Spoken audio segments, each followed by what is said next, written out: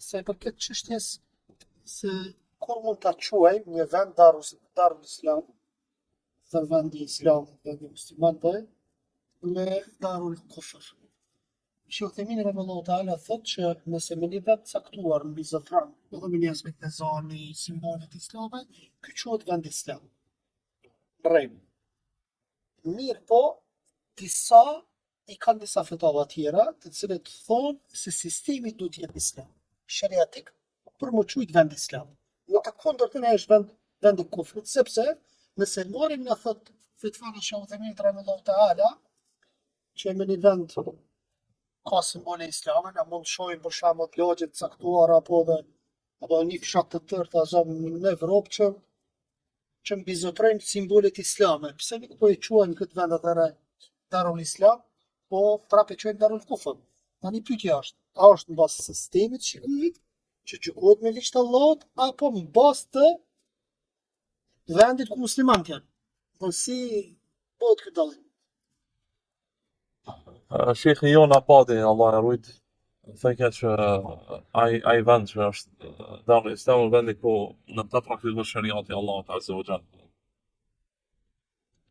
Edhe plot për ulemave kanë këtë mendim. Kjo është Darul Islam i plot.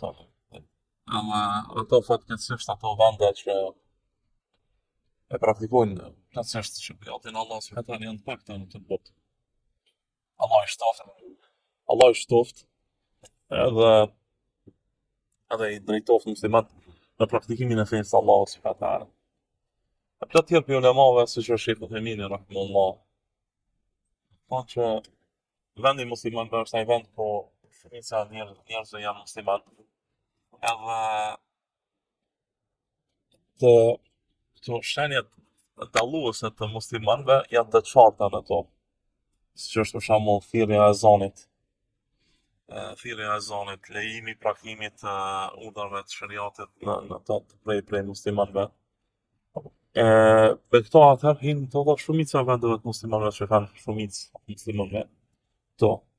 Në vendet e kufrit, pas pari azani nuk thirret. Pastaj ka shumë ndalesa për ndërtim xhamive, për ngritjet minareve, për gjëra tjera që janë sene të dukshme me cilat simbolet të dukshme të islamit. Për këtë arsye edhe janë shumica e popullit që nuk janë muslimanë.